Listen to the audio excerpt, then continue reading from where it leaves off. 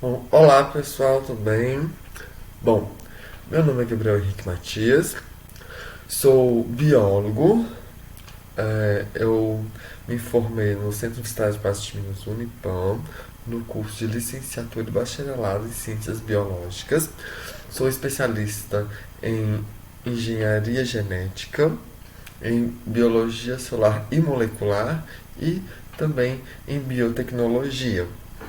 E hoje eu trago para vocês um pouco sobre o gerenciamento dos resíduos em locais que prestam serviços à saúde, o tão conhecido Plano de Gerenciamento de Resíduos de Serviços de Saúde, o PGRSS. Bom, a partir daí, vamos ver um pouquinho que esse plano, esse documento, esse conjunto de estratégias oferece aos locais de serviço de saúde, como é o caso de vocês aí no Hospital Nossa Senhora de Fátima. Ok? Então, vamos ver um pouquinho do que pode e deve ser feito nessa questão do gerenciamento de resíduos. Ok? Bom, para entendermos tudo isso do gerenciamento de resíduos, devemos saber o que é resíduos. Como muitos pensam, resíduos são o lixo, mas ele tem diversas faces, diversas formas de ser considerado um resíduo. Não é só aquele lixo que nós produzimos ou só aquele lixo que simplesmente jogamos nas lixeiras, não. Ele é um pouco mais amplo do que isso. Bom, então, o resíduo, a definição de resíduos, vem de restos de processos que são derivados das atividades humanas e animal e de processos produtivos como a matéria orgânica, o nosso lixo doméstico, os efluentes industriais, os gases liberados em todos os processos industriais ou por motores. Então, ele é bem abrangente. São coisas simples que se tornam resíduos. Não só o lixo da nossa casa, não só o que vai ali para as lixeiras, mas o que é eliminado na água, o que é eliminado no ar. Então, tudo ali que é formado que é derivado dos nossos processos atuais, que não são mais utilizados por nós, é considerado resíduo, ou que foi utilizado e não dá para ser utilizado, mas é considerado um resíduo, ok? Bom, a partir daí, o resíduo ele deve ter um manejo, uma forma correta de ser tratado, trabalhado, manejado, ok? Então, foi desenvolvido o PGRSS, que é o Plano de Gerenciamento de Resíduos de Serviço de Saúde. Então, é ele que diz para aqueles locais que prestam serviços de saúde como deve ser feito o descarte dos materiais, como ele deve ser segregado, separado, porque ele receberá uma destinação final adequada, onde ele deve ser acondicionado para que ele seja identificado como aquele tipo de resíduo, para que as pessoas tenham cuidado com aquele resíduo. Então, esse plano não é só um documento físico, ele traz em formato documental como o local faz o seu descarte de resíduo, como ele faz o gerenciamento, o manejo dele, e também traz o pessoal que está ligado ao manejo desse resíduo. Então, é um conjunto de documentos que apresentam ações exigidas pelos órgãos ambientais e a vigilância sanitária por parte dos geradores de resíduo de qualquer estabelecimento ligado à área da saúde, como é o hospital. Né? O hospital é um grande estabelecimento ligado ao serviço de saúde. Então, a gestão do resíduo de vocês é intensa porque praticamente uns ou 90% do resíduo que é gerado ele pertence ao serviço de saúde. Bom, aqui fala sobre os órgãos ambientais porque o mau gerenciamento dos resíduos afeta a parte ambiental. Então, as áreas ambientais, os órgãos ambientais, estão ali responsáveis por estar verificando se está tudo correto com, com os resíduos devido ao seu dano que pode ocasionar ali no ambiente. E a vigilância sanitária. Quando vocês recebem a visita em loco da vigilância sanitária, vocês vão ver que eles sempre pedem o plano de gerenciamento, porque eles querem saber se está sendo feito da forma correta, se está tendo descarte da forma correta, o acondicionamento da forma correta, para evitar problemas ambientais, de saúde para o pessoal ali envolvido. Então, a vigilância pega muito dessa parte de estar ali fazendo um gerenciamento correto dos resíduos, ok? Bom, sabendo disso, não é só ter o plano, né? Ele tem que ter um objetivo, o porquê da existência desse plano, o porquê dessas práticas que eles dizem. Bom, em primeiro momento, é para que haja boas práticas do gerenciamento de resíduos. Então, as boas práticas garantem aos trabalhadores, ao local e ao ambiente um gerenciamento correto para que ninguém saia prejudicado, porque um mau gerenciamento causa prejuízos a esses pontos, ok? Às pessoas, ao local, às pessoas que serão envolvidas, a destinação final, que irão transportar e ao meio ambiente. Então, as boas práticas é o principal objetivo do plano de gerenciamento de resíduos, ok? Bom, outro objetivo é definir medidas de segurança e de saúde para o trabalhador. Se eu sei qual é o tipo de resíduo que é gerado naquele local, eu sei quais são os EPIs que aquela pessoa vai ter que utilizar, como ela deve utilizar. Então, saber desse gerenciamento desses resíduos nos locais vai poder proporcionar a questão de segurança e de saúde para os trabalhadores, ainda mais no hospital. No hospital trabalha muito com o resíduo infectante, sabendo que um paciente que está doente, por exemplo, com uma bactéria, com uma infecção, para que essa infecção não contamine o hospital todo, ou a pessoa, o trabalhador que está lidando com ela precisa usar EPIs adequados. Então, se ela sabe que tipo de resíduo ela vai trabalhar, ela sabe qual EPI ela deve estar utilizando, ok? Isso vale para todas as pessoas envolvidas no resíduo.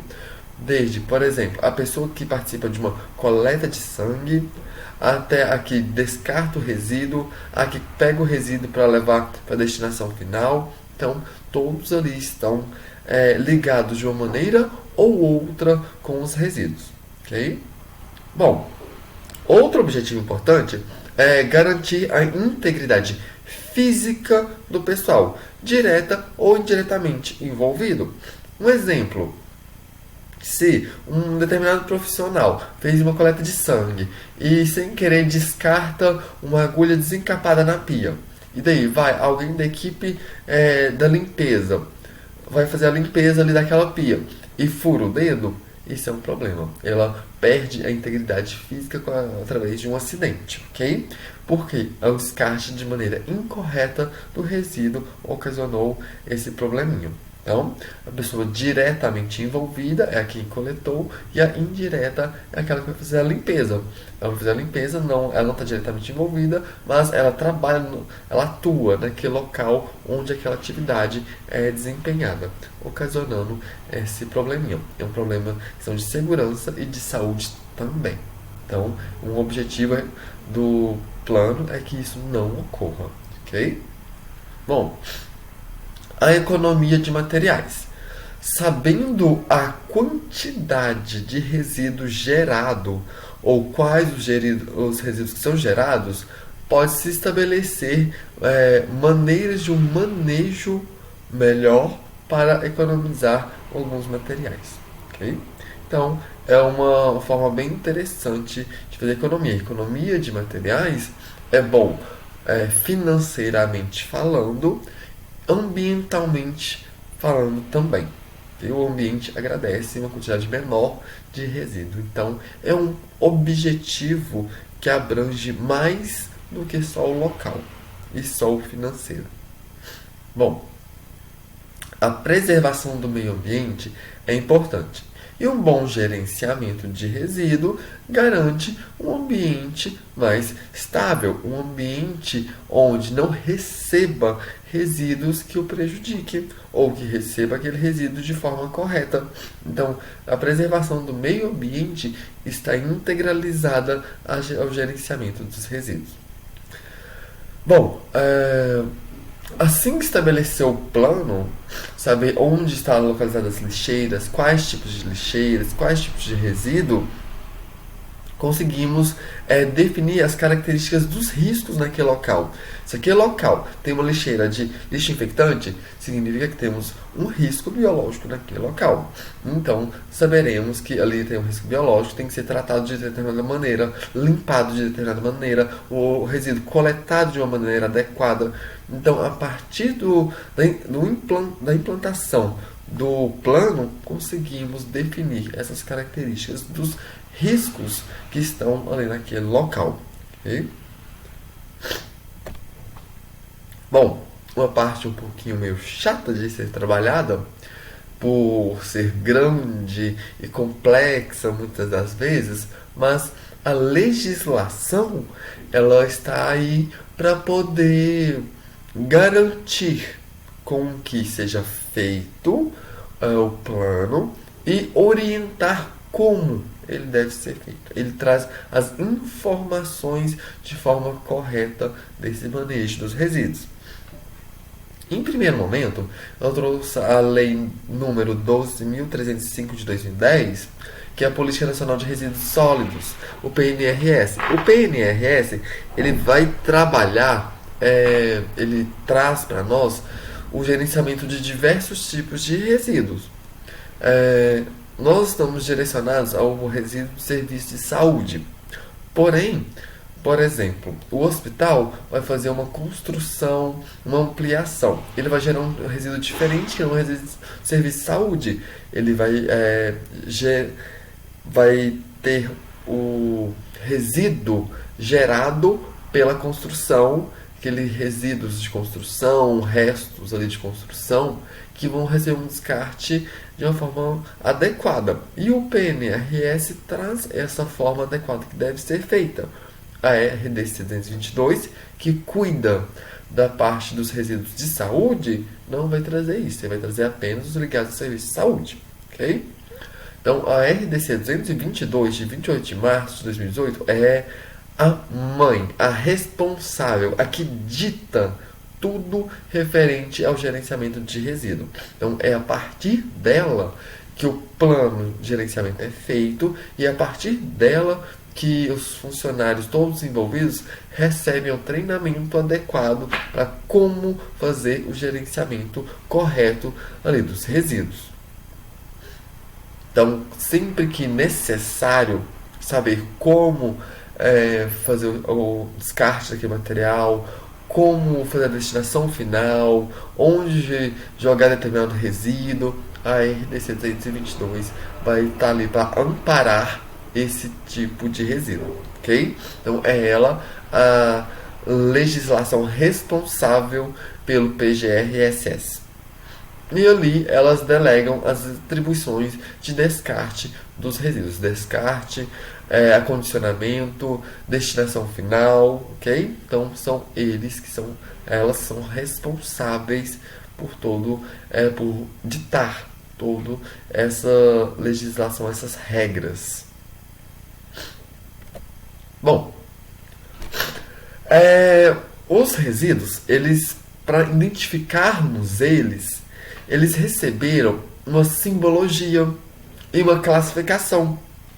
Temos a seguinte classificação: teremos os resíduos do tipo A, do tipo B, do tipo C, do tipo D e do tipo E.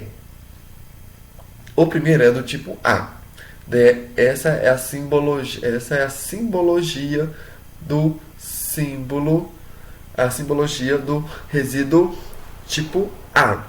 Então é o resíduo infectante. E o grupo A, identificado pelo símbolo de substância infectante, que consta da NBR 7500, e com rótulos de fundo branco. Então, esse contorno preto, esse desenho de contorno preto, ele tem que vir em um rótulo branco. O fundo dele tem que ser branco, obrigatoriamente. Ok?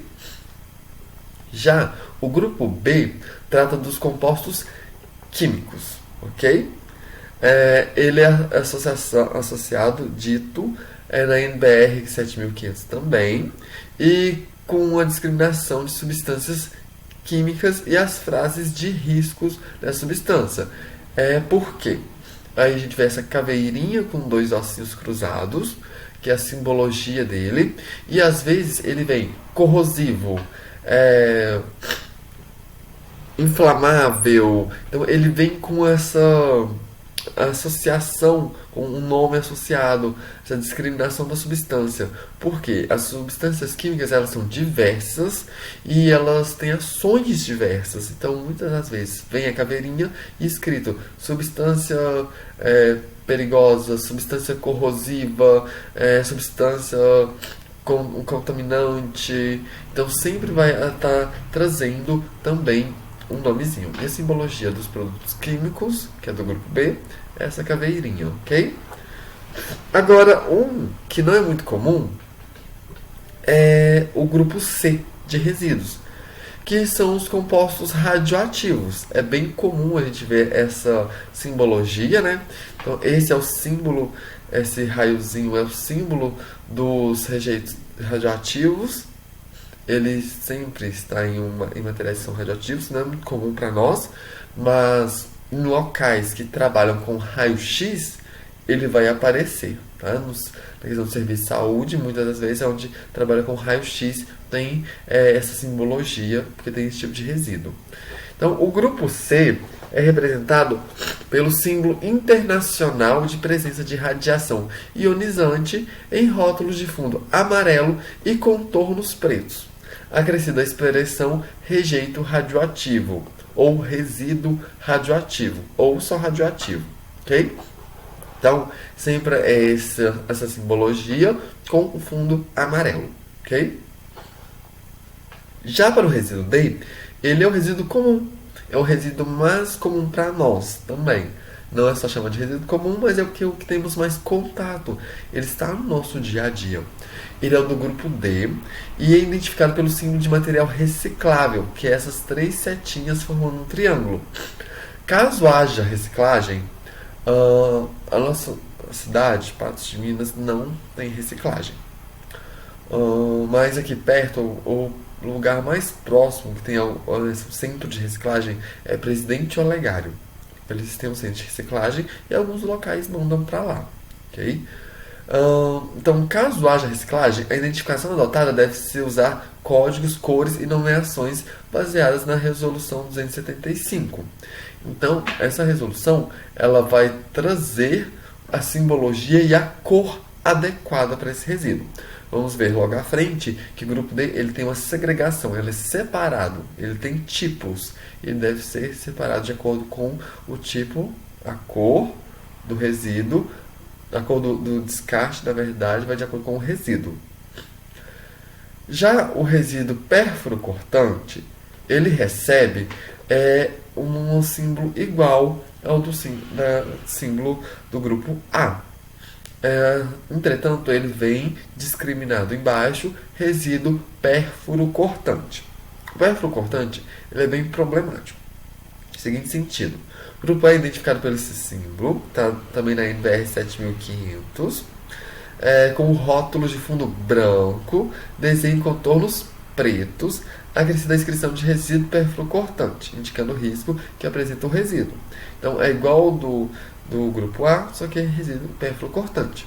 Logo à frente vamos ver a composição desse resíduo, porque o resíduo pérfuro cortante ele é bem problemático, porque alguns materiais, algumas pessoas consideram como pérfuro cortante, por mais que corta, que perfura, às vezes não se enquadra na classificação de pérfuro cortante.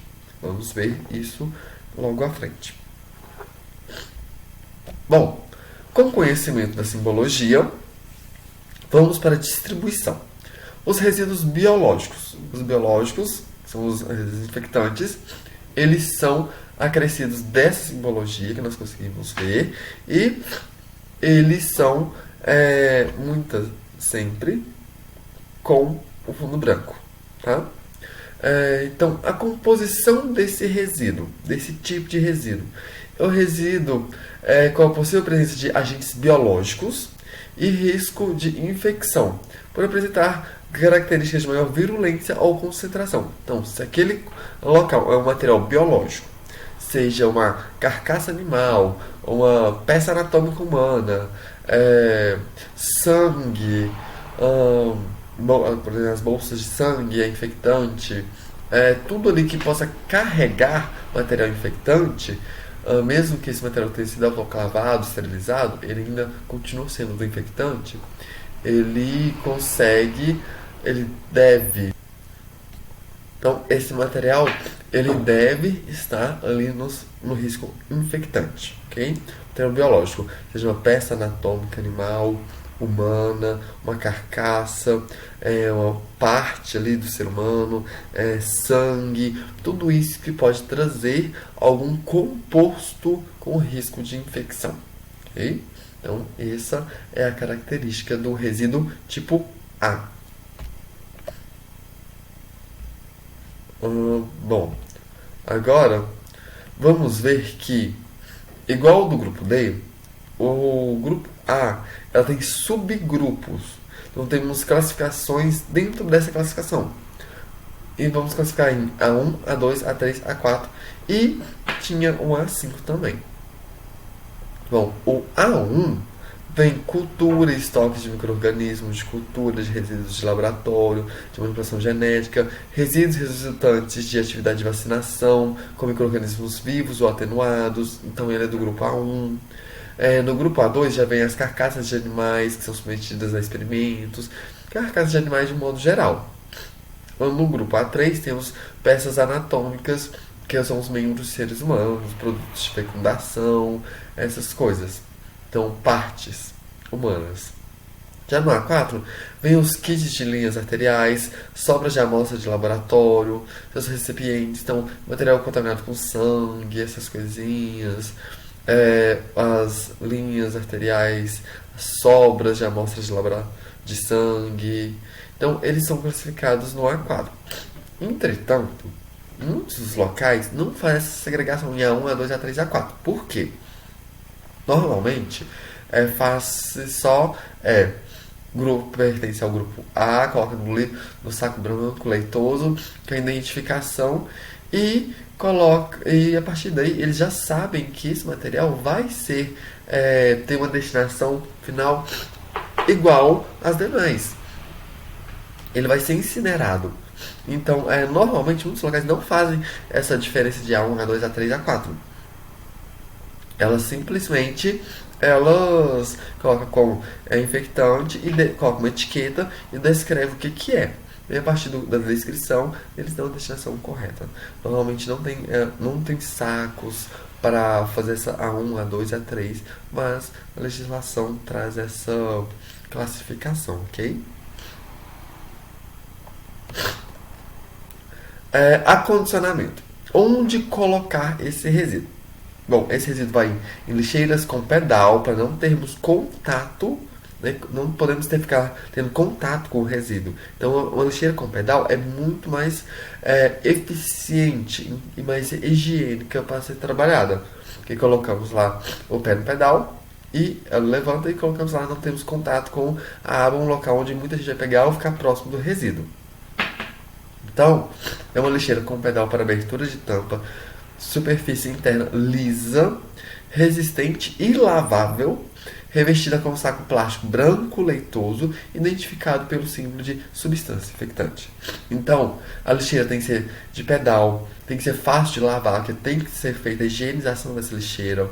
Dentro dela vai um saco de cor branco leitoso, obrigatoriamente, e com aquele símbolozinho de resíduo infectante. Então, quando você foi lá, fez o meu trabalho, fez uma coleta de sangue, ou fez uma transfusão de sangue. A bolsa, pegou a bolsa ali do que tá o sangue, descartou ali. Ou, não sei, uma secreção, você limpou uma secreção de um paciente, limpando aquela secreção. Nossa, o algodão tá sujo daquela secreção. Lixo infectante. Pisa lá no pedal e joga o resíduo lá dentro, ok? Então, a gente tem que ter esse cuidado. Por quê? Ou vai estar aquele resíduo infectante, ele pode ter um contaminante, vai causar um problema. Então, a gente tem que tomar esse tipo de cuidado.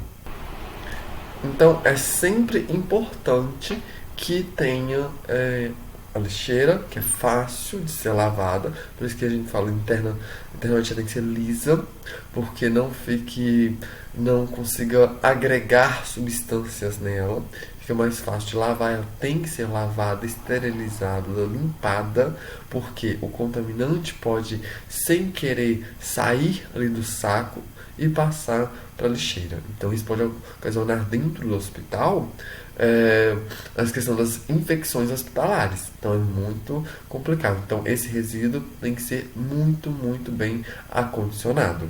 Okay? E identificado com símbolos substâncias infectantes para que todos saibam que aquele material é infectante.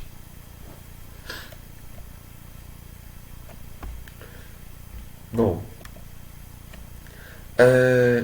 agora referente ao grupo B. O grupo B é o risco químico, os resíduos químicos.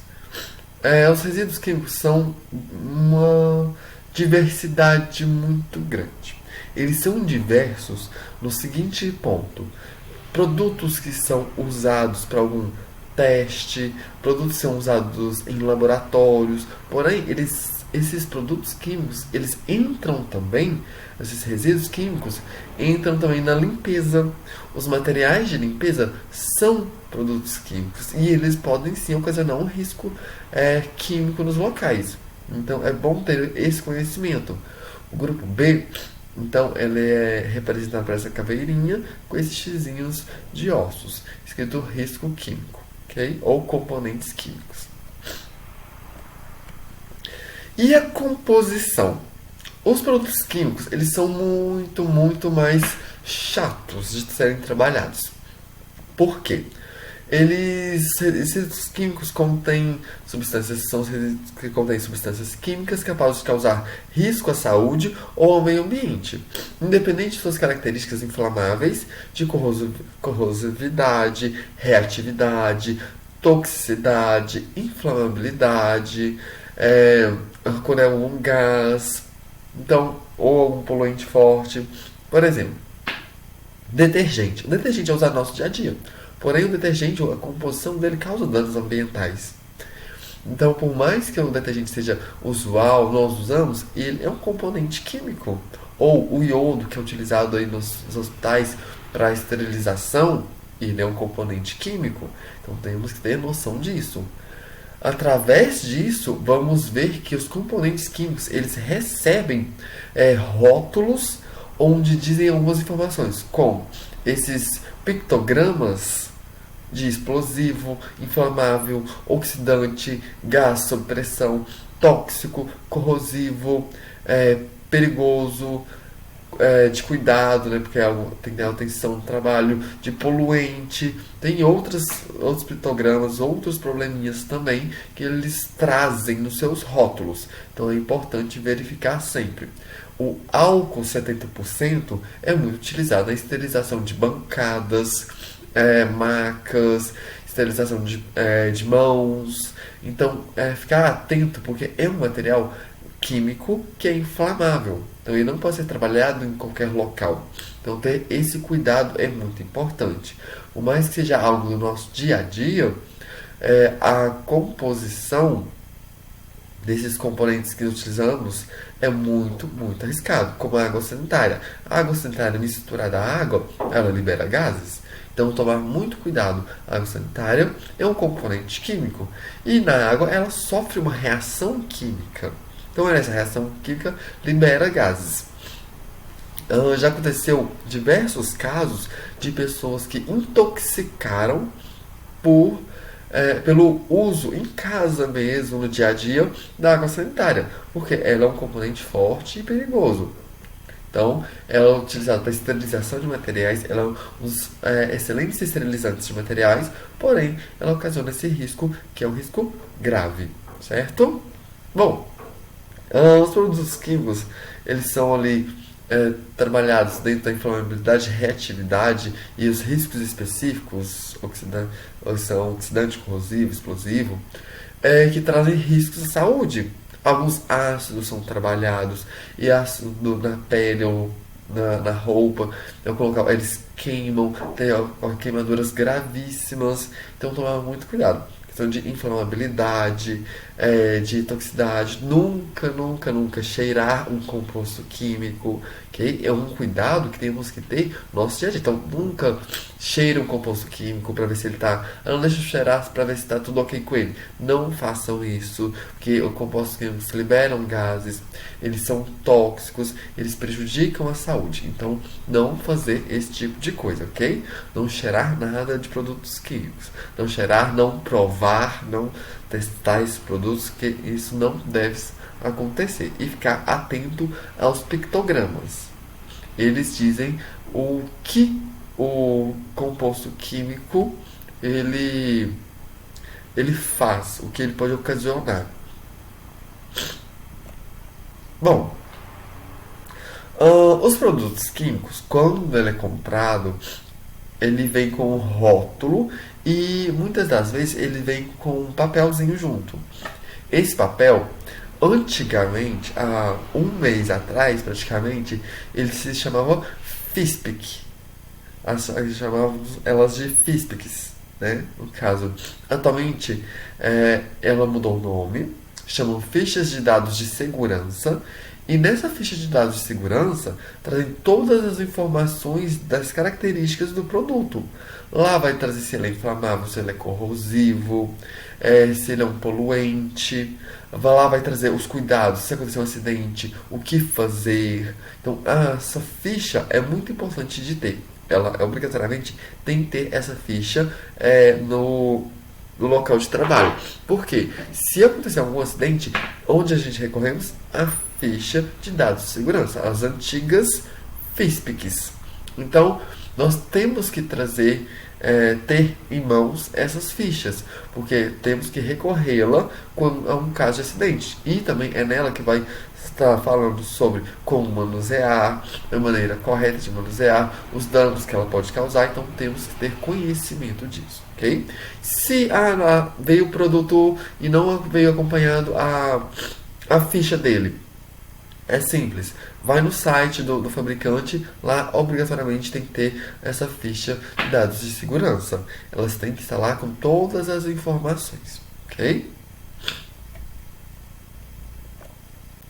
Bom, os produtos químicos eles são complexos da seguinte maneira: a segregação deles, a separação dos resíduos químicos, ele deve ser uma atividade diária. Nós não podemos ficar armazenando produtos químicos utilizados, sendo preferencialmente realizados imediatamente após o término de um experimento ou procedimento de rotina. O composto químico ele não pode ficar exposto, ele não pode ficar ali naquele local. Eu usei e recolhi ali daquele uso e mantive ali em determinado local. A gente não pode fazer isso, porque os produtos químicos têm risco de explosão, como a corrosão pode estragar o recipiente onde ele está e vazar, ocasionar um acidente, reações químicas ocasionam gases, esses gases causam danos à saúde. Então, sempre acondicionar, segregar esse material em pouco tempo naquele local. Nada de deixar ali, não vou deixar acumular para depois descartar. Não, descarte o mais rápido possível, ok? Bom, os resíduos químicos líquidos perigosos. Temos os líquidos, temos eles gasosos, temos eles sólidos. Então, na impossibilidade da utilização da embalagem original para condicionar as misturas, caso tenha feito alguma mistura de produtos químicos, deve ser utilizado galões ou bombonas de plástico rígido, que sejam resistentes e que seja bem vedado, que ele possa ter uma boa vedação. Existe a ficha de incompatibilidade de produtos químicos, onde diz se aquele composto pode ser acondicionado no vidro ou no plástico. Okay? Então, sempre utilizar um plástico rígido, uma tampa que seja bem vedante, que veda bem. Então, tomar bastante cuidado. Não utilizar um frasco que já esteja sujo de outro composto químico, por questões de causar reação, essas coisas. Então, ficar atento a esse descarte desses líquidos perigosos, ok? Bom, agora, quanto ao preenchimento dos recipientes para descarte, vale destacar que você não coloca até encher o frasco, até encher a bombona. Não, frasco somente até 90% da sua capacidade. Você tem que deixar um espaço ali. Se você colocar muito em cima, alguns compostos sofrem reação química que vai empurrar a tampa e isso vai estourar e vai derramar o composto. Então, apenas 90% da capacidade. E também porque durante o transporte não ocorra o risco de derramamento desse material. Então, não encher até o topo, não. Apenas 90% da capacidade do recipiente. Quando utilizadas bombonas ou galões de 20 litros ou mais, eles devem ser preenchidos até 3/4 da sua capacidade total. Okay? Então, nunca encher ele 100%. Para evitar derramamento e também para evitar alguma reação química que faça com que a tampa estoure, saia dali e ocorra derramamento daquele material. Ok?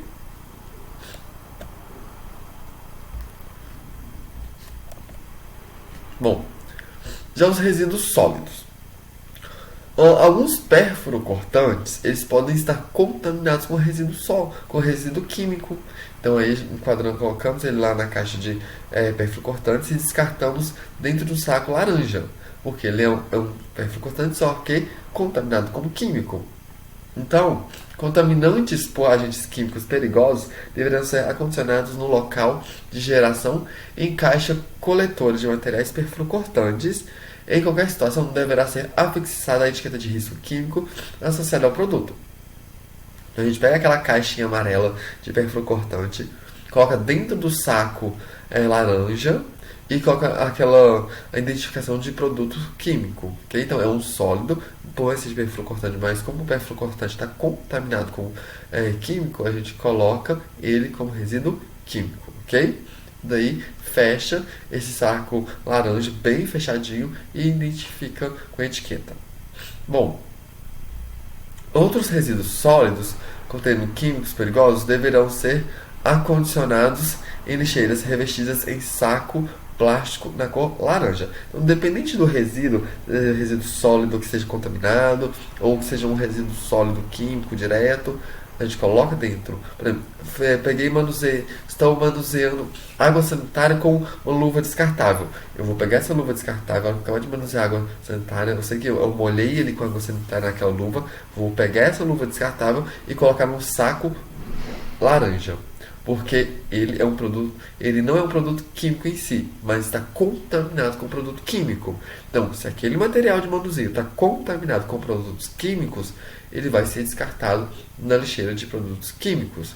Se a minha luva está suja de sangue, vai para o infectante. Mas se a minha luva, vai ser muito pelo pessoal da limpeza, pessoal da conservação e limpeza, se atentar a isso. Se a sua luva está suja de componentes de limpeza, você vai descartar no resíduo de químicos, ok? Porque está contaminado com produtos químicos. Bom, sempre no saco laranja, ok? O saco alaranjado, ele é responsável pelos produtos químicos. Então, sempre saco laranja. Agora, um problema que temos em casa mesmo, nos locais, são os medicamentos vencidos. Alguns locais que trabalham com os medicamentos vencidos, eles têm o seu modo, sua estratégia para estar podendo trabalhar com esses medicamentos. Os resíduos de produtos são considerados de medicamentos vencidos de risco potencial à saúde pública e ao meio ambiente. Portanto, o descarte deve seguir as orientações de segregação e acondicionamento de resíduos químicos. Bom, os comprimidos, medicamentos líquidos, eles são compostos químicos, então eles seguem o padrão de descarte de químicos. põe no saco laranja para ser descartado. Identifica lá, risco químico, medicamentos. Então tem que ter essa definição, que eles vão saber o que é. Alguns locais, algumas farmácias, eles recolhem esse material para fazer uma destinação desse material de alguma maneira. Eu não sei dizer para vocês qual a estratégia que eles usam, se eles mandam para os vendedores, né, para os fornecedores, ou o que é. Alguns locais, quando o medicamento não está vencido, mas ele não está sendo usado, sei que tem alguns locais de auxílio, alguns locais que fazem trabalhos sociais que recolhem alguns medicamentos para distribuição de pessoas que necessitam. Então tem esse critério também. Então, a segregação e condicionamento desses resíduos segue o processo dos resíduos químicos, porque os medicamentos são resíduos químicos, ok? Não só o medicamento. Usei o medicamento injetável, daí acabou. Vou jogar a ampola é de vidro, vou jogar no vidro. Não, você vai jogar no composto químico. É uma vacina, aí já é diferente. Se é uma vacina a vacina é produzida por componentes vivos, seja ele partículas ou ele partes do vírus, ele atenuado ou não, ele vai para o infectante. Quando se for um medicamento diário, um medicamento seja injetável ou seja o comprimido, ou uma pomada, ele vai para o risco químico, ok? Então, lembrar bem disso. Não é um risco comum. Não vai para o lixeiro de comum, vai para o químico. Acondicionamento. Os resíduos desse grupo são acondicionados em sacos alaranjados devidamente identificados, igual na imagem. Tem lá, resíduo tóxico, tem a caveirinha simbolizando o risco químico e da cor laranja. Resíduos líquidos são acondicionados e transportados em bombonas de forma adequada, segurando seu confinamento, a fim de evitar ruptura e vazamento do mês. Então, usar sempre o que veda direitinho, apenas 3/4 da capacidade, não encher até a tampa, não pode ser feito isso, ok? E identificar que é um composto químico. Bom, os frascos de produtos químicos devem estar acondicionados em caixas de papelão, com os espaços vazios preenchidos com jornal para que os frascos não se choquem dentro das caixas. Então, dentro das caixas de papelão, nós colocamos os frascos para eles não se chocarem com eles são de vidro. Esses casos é quando tem algum reagente, algum componente que veio em um frasco de vidro e a gente vai descartar não só o vidro, mas também líquido. Enquanto estiver líquido lá dentro, aí já os caixas de uma forma diferente. Se for só o frasco, colocar na lixeira lá de lixo químico e pronto. Agora, se dentro do frasco ainda tiver, por exemplo, usou uma porcentagem ali daquele medicamento injetável e sobrou meio frasco e não vai usar, vai descartar. Aí é de forma diferente. Do lado de fora da caixa, colocar a etiqueta de declaração de conteúdo. Então, encaminhar a lista de produtos químicos que foram gerados no local junto com o descarte. Então, se eu vou descartar o material tal e material tal, eu faço uma lista. Que material é esse? É água sanitária, detergente, isso, aquilo e tudo mais e tal. E daí eu vou e coloco lá naquele frasco, lá perto do frasco, perto da caixa, eu coloco essa listinha do que tem ali dentro. É um medicamento tal, álcool, iodo, então eu estou descartando. Não, eu tenho que saber o que estou descartando. E a pessoa que vai recolher tem que saber também o que tem ali dentro. No caso de descarte de produtos vencidos, nas embalagens originais, pode ser usada a FDS, né, que é a ficha de dados de segurança do fornecedor do produto. Daí eu vou lá, imprimo a FDS e colo lá junto com aquele produto, tá? Orientações dos recipientes. Esse é um ponto importante. Não retire os rótulos dos recipientes vazios, ok? O rótulo traz todas as informações. Não lave os recipientes vazios, ok? Depois de ser utilizado, é descartado, nada de lavar para ser reutilizado, tá? Tampe adequadamente com a tampa original. Coloque os recipientes em caixas de papelão com divisórias ou outro tipo de separação entre os frascos. Nesse caso é quando é frasco de vidro, ok? Quando a capacidade da caixa chegar ao limite, lacre a com fita adesiva. Então vou deixar lacradinha, fechadinha. E rotula a caixa com a etiqueta padrão. Coloca a etiquetazinha lá. Resíduo, químico, põe a listinha. É isso que tem aqui dentro, tá bom? Tem que saber o que tem ali dentro. Aqui. Se for plástico, não precisa, né? Olha, essa primeira imagem. Nessa primeira imagem, a gente vê que está tudo alinhadinho, tudo bonitinho. A gente consegue tampar a caixa direitinho.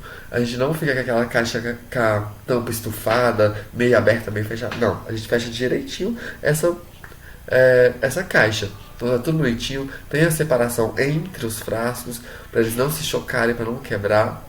Já essa segunda imagem, a gente vê que os frascos são maiores que a caixa. Não vai dar para fechar. É incorreto fazer isso, ok? Então sempre achar uma caixa de papelão que encaixe tudo. Coloque divisórias entre os frascos de vidro para que eles não se choquem, quebrem e causem um dano, ok? O grupo C. O grupo C é muito pequeno, tá? Não é um componente que a gente utiliza com frequência, não é uma quantidade muito grande desse resíduo que é gerado, mas são os resíduos radioativos. Bom, são considerados resíduos radioativos qualquer material resultante de atividade humana que contenha radionuclídeos em quantidades superiores aos limites de isenção. Qualquer componente utilizado no raio-x, essas coisas, que a gente sabe que teve radiação ionizante envolvida, nós descartamos ele nos processos no resíduo C, tá? No grupo C, porque é um material radioativo. Já aconteceu acidentes no Brasil mesmo, né? Lá com o Césio. Teve aquele acidente com um material de raio-x, até uma parte do equipamento de raio-x, que ocorreu uma contaminação enorme. Então, sim, tomar cuidado com isso. Não é muito comum, não tem muitos resíduos que são gerados, né? Então, é por isso que ele é até mais curtinho que os demais. Não tem muito o que dizer dele, apenas a forma correta de descartar. Bom, segregar em recipientes plásticos ou metálicos com identificação amarela e simbologia. Normalmente, eles são descartados em recipientes de chumbo, ok? Para evitar contaminante. Se for uma parte, uma peça do raio-x, uma peça que tem ali mais contato com a parte ionizante da radiação, aí descarta-se uma caixa, uma estrutura de chumbo para evitar contaminação externa, ok? Identificação era amarela e tem a simbologia bonitinho, igual a gente viu. Agora o grupo D. O grupo D, ele já é uma questão muito complexa. Ele está no nosso dia a dia e tem alguns segredinhos. O grupo D, ele vai ter alguns segredinhos. Nem tudo que é gerado, que achamos que pertence a papel, a vidro, tal, pertence àquele local. Por quê? Vamos ver que igual os produtos químicos. Eu usei a luva e ela está suja de produtos químicos. Vou descartar na lixeira de químicos. Aqui vai acontecer algo parecido no grupo D, que é o resíduo comum do nosso dia a dia. Essa é a simbologia dele, né? Esse triângulo com as 3 setas, a simbologia do reciclável, né? Simbologia do grupo D.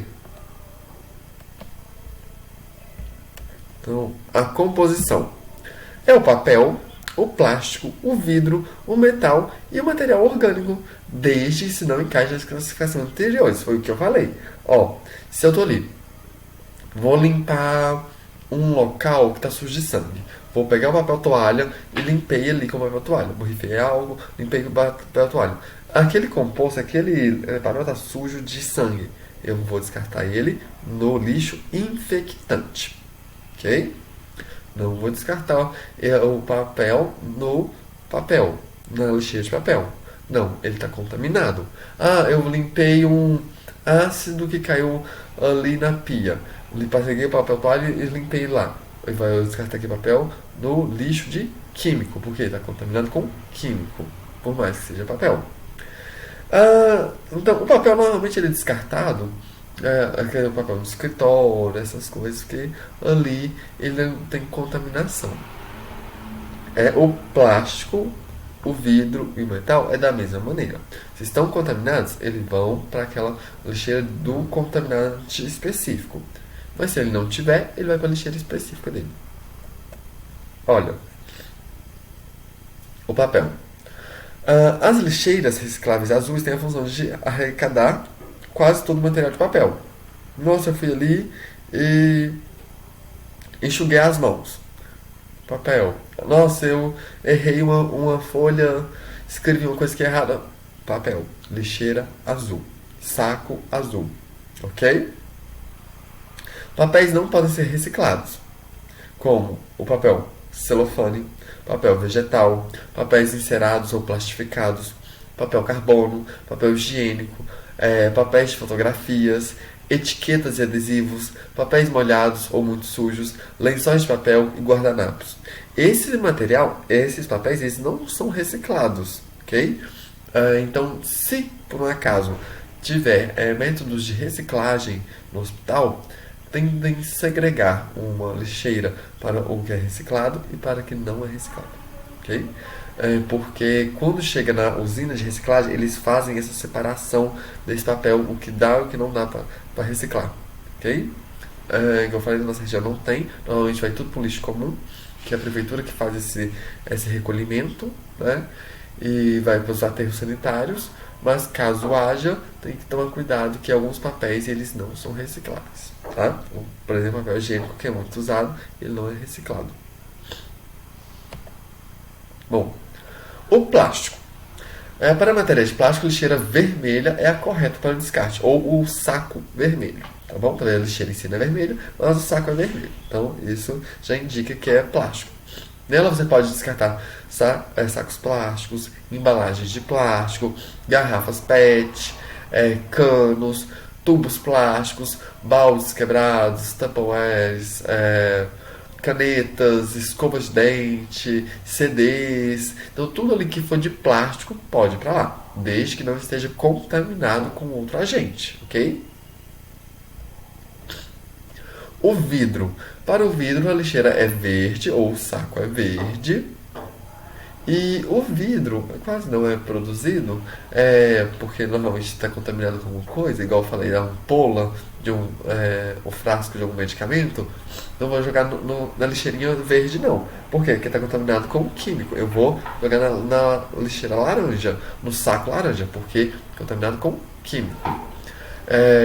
Nela você poderá jogar garrafas de bebidas, potes, travessas, copos, frascos de vidros, de alimentos, remédios e perfumes. Eles são um problema. No de remédios, tem aqueles comprimidos que eles vêm em frascos de vidro, né? Tem com um algodãozinho ou com uma sílica. Aí a gente não vê que tem contaminante ali, então a gente descarta, consegue descartar no vidro. Na nossa casa, no nosso dia a dia, a gente pode descartar, a gente descarta o vidro de remédio na lixeira verde, no caso tivesse uma segregação. É por isso que eu trouxe aí os remédios, por causa desse quesito, porque valendo para casa, no caso.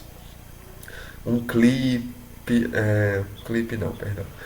Uma coisa que a gente usou, que é de vidro, que não esteja contaminado. A gente vai tudo aí para essa lixeira, ok? Vidros que não podem ser, tem alguns vidros que não podem ser reciclados. Vidros de janelas, de carros, lâmpadas, ampolas de medicamentos, cristal, vidros temperados, planos e também espelhos. São alguns vidros que não são passíveis de reciclagem, ok? É a mesma coisa do papel. Se for ter a reciclagem, ele segrega esse material para que ele não vá para a usina de reciclagem, que ele não vai ser reciclado. Bom, o metal. São inúmeros objetos de metal que podem ser despejados nas lixeiras de cor amarela ou saco amarelo, tais como latas de refrigerantes, cervejas, sucos, que são de metal, embalagens de produtos enlatados, como latas de milho, molho de tomate, sardinha, etc. Metais que não podem ser reciclados: grampos, esponjas de aço para arear panela, né? Pregos, agulhas, canos e clips não podem ser reciclados, ok? Então, esses metais não são reciclados. Então, os outros demais, as latinhas, essas coisas, eles vão para essa lixeira. Os outros vão para outro tipo de resíduo, ok? Bom, o resíduo orgânico é o mais comum para nós, né? Geramos uma quantidade muito grande de resíduo orgânico. Eles são acondicionados em lixeiras de tonalidade marrom ou sacos marrom ou preto, tá? Os resíduos orgânicos são constituídos basicamente por restos de animais e vegetais descartados de atividades humanas. São restos de alimentos, restos de produtos alimentícios, alimentos no geral. Bom, agora o último grupo. O grupo E. O grupo E são os perfluorocortantes. Os perfluorocortantes têm o maior índice de acidentes, né? Hospitais, farmácias que utilizam perfluorocortantes. Por quê? O perfluorocortante, além dele perfurar e cortar, causar esse dano físico, ele pode causar um dano biológico também, né? Se estiver contaminado, essas coisas. Então, ele tem que ser trabalhado com bastante atenção. Essa é a simbologia dele, escrito embaixo perfluorocortantes. Bom, como ele é composto? Qualquer objeto que contenha cantos, bordas, pontas ou protuberâncias rígidas que sejam capazes de cortar ou causar perfurações são perfluorocortantes. Geralmente são relacionados a materiais hospitalares, como os bisturis, as seringas e utensílios de vidro utilizados em laboratório. Esse ponto, utensílios de vidro, é um problema. Vou contar para vocês o porquê.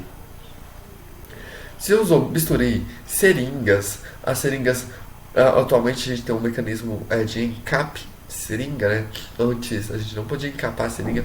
Quando a seringa vem com aquela capinha, onde você encaixa, tem que colocar assim. A gente não faz isso mais, tá? Não pode fazer esse encape. Atualmente tem as agulhas vêm com um encape que só dobra. A gente dobra e encapa a agulha. Aí sim, essa é a forma correta. Daí a gente faz esse encape e joga com seringa e tudo, tá? A gente não desacopla a agulha da seringa, joga lá dentro dessa caixinha bonitinha, antiperfluorocortantes. A caixa de perfluorocortantes sempre tem que estar igual essa imagem aqui, aberta, tá? Com um buraquinho lá bonitinho para colocarmos o perfluorocortante. Então, são utilizadas caixas coletoras de materiais perfluorocortantes para acondicionamento dos resíduos, devendo-se usar até 2/3 do seu volume. Lembram lá dos produtos químicos? Que não pode ultrapassar, não pode encher? Aqui também não pode encher. A gente não enche a caixa. A gente usa só 2/3 do volume da caixa. Não pode ter material assim muito próximo para não perfurar a caixa, para não estragar, para não acontecer acidentes. Então eu falei, uma das maiores taxas de acidente vem de perfluorocortantes.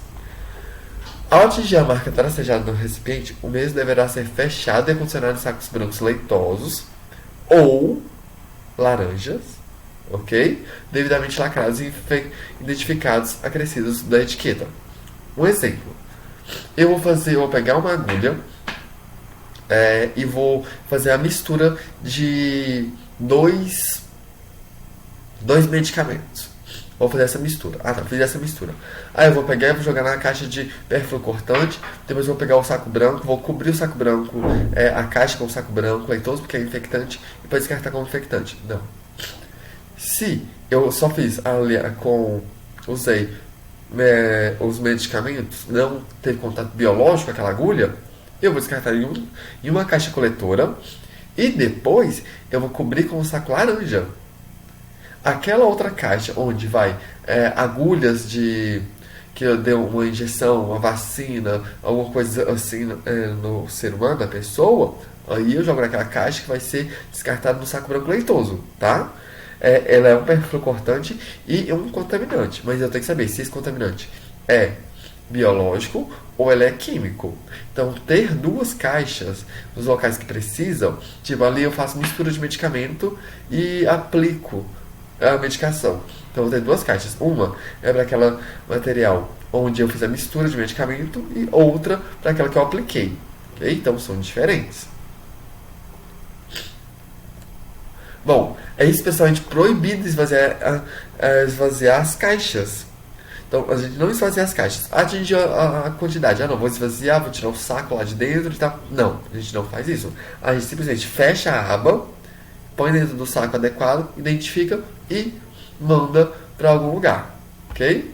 Então, a gente não faz esse processo de esvaziar ela. Nunca.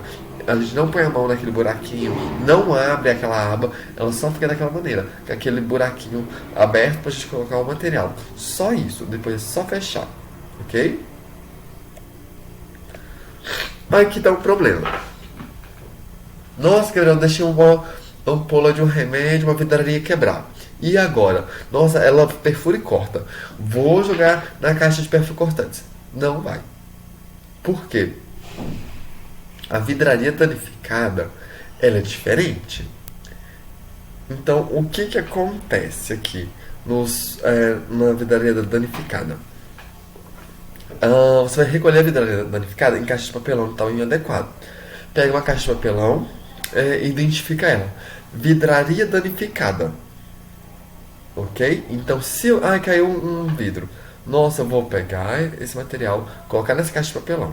Tá? Não vou jogar num saco de lixo, porque vai cortar, vai estragar o saco de lixo, esse material vai cair, vai machucar alguém.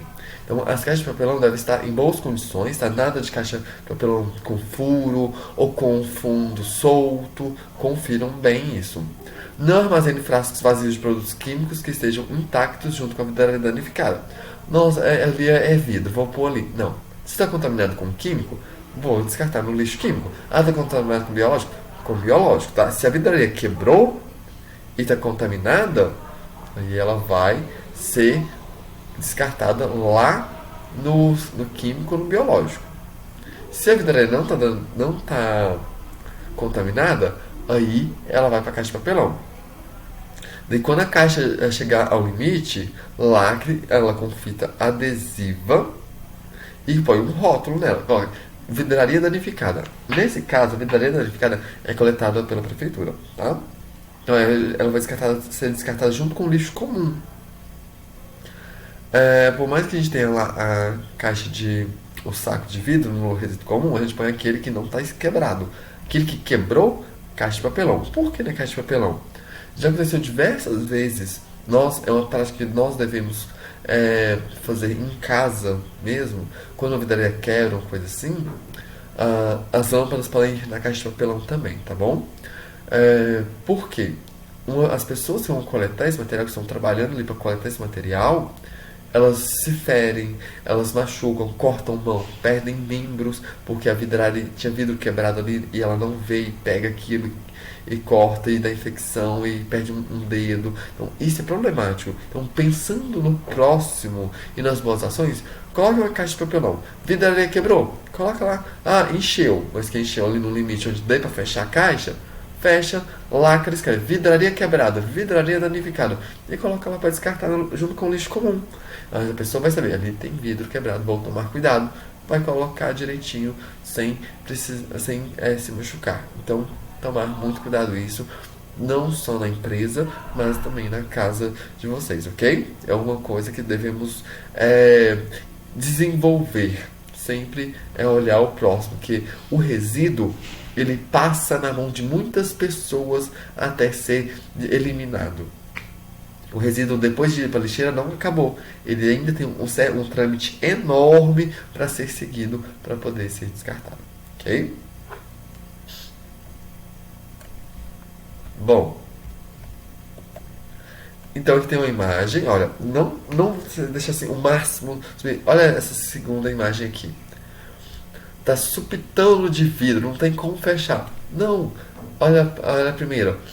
Tem um monte de vidraria danificada. Dá pra mim fechar a caixa, lacrar e escrever. Vidraria danificada. Essa que não dá pra mim fechar, vai vazar vidro. A pessoa que vai carregar pode se cortar, pode cair vidro no pé dela. Então tem que tomar cuidado. Isso acontece muitos acidentes dessa maneira. Então tomar cuidado na hora de manusear vidraria danificada, ok? Bom, agradeço muito.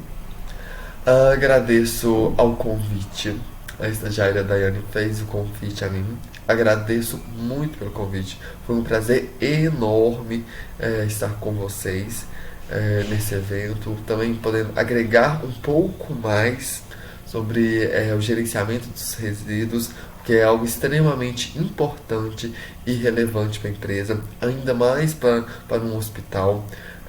Fiquei muito grato pelo convite, muito obrigado. Eu deixo aí o meu contato.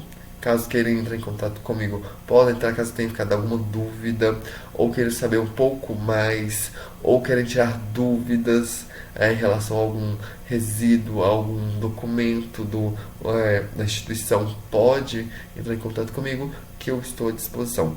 Muito obrigado, espero que vocês tenham gostado, espero que toda essa palestra, todas essas informações agregue no pessoal e também na parte física do hospital e que vocês possam ali estar crescendo cada vez mais, ok?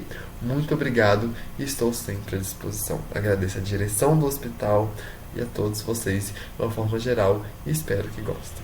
Muito obrigado e qualquer coisa estou à disposição e podem entrar em contato comigo.